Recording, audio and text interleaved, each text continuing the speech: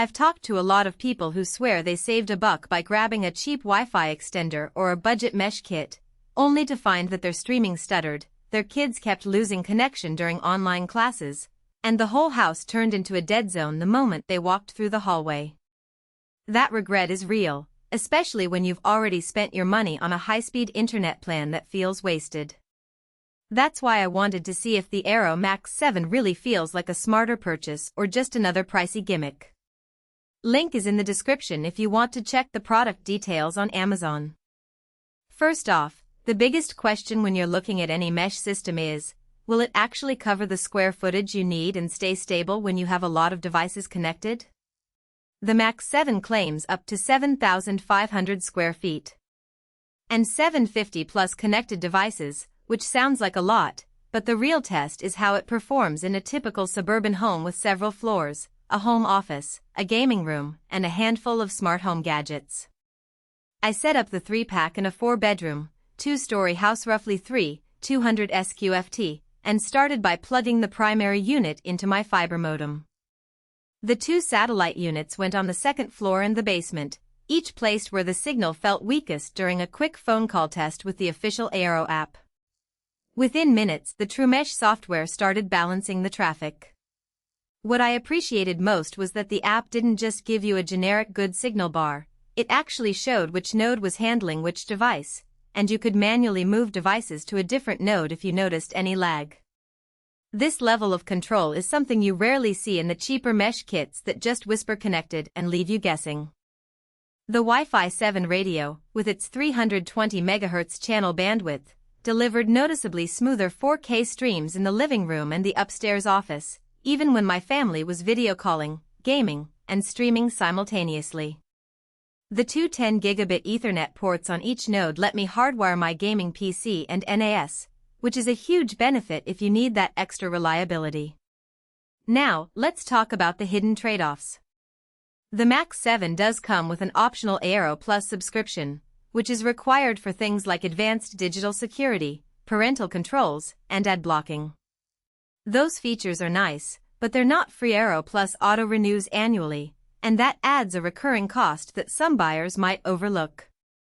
If you're someone who just wants a solid Wi-Fi backbone and you don't need the extra security suite, you can skip the subscription, but you'll lose out on the integrated ad blocking and the more granular device scheduling. For families with kids or anyone concerned about internet safety, the parental controls are surprisingly intuitive. You can set a Wi-Fi schedule for each device and limit access to certain categories without needing a separate router or third-party software. One practical strength I found was the ease of adding or moving nodes. Because each unit runs the same firmware and the TrueMesh algorithm continuously learns your home's layout, you can drop a new node into an unused corner and the system will automatically incorporate it, rebalancing traffic on the fly.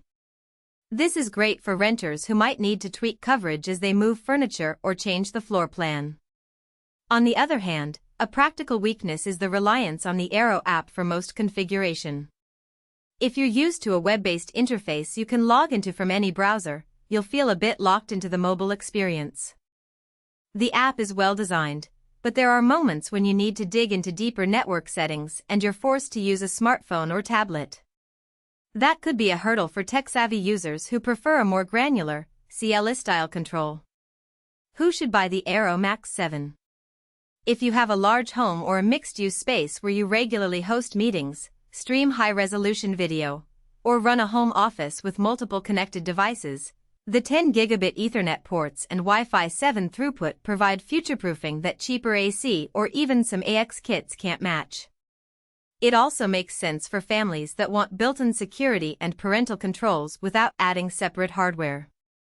On the flip side, if you live in a small apartment under 1,000 square feet, with a modest internet plan, say 200 megabits per second, and only a handful of devices, the Max 7 is probably overkill.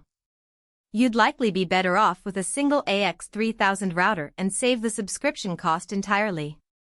Another thing people often overlook is the real-world performance under heavy load. I ran a test where I had 3 4K Netflix streams, a cloud-backed game server, and a smart home hub all active at once. The network held up, there were no buffering events, and the gaming latency stayed under 30 ms, well within a comfortable range for competitive play. That's the kind of day-to-day usage that separates a fast-on-paper router from something that actually lives up to its claims.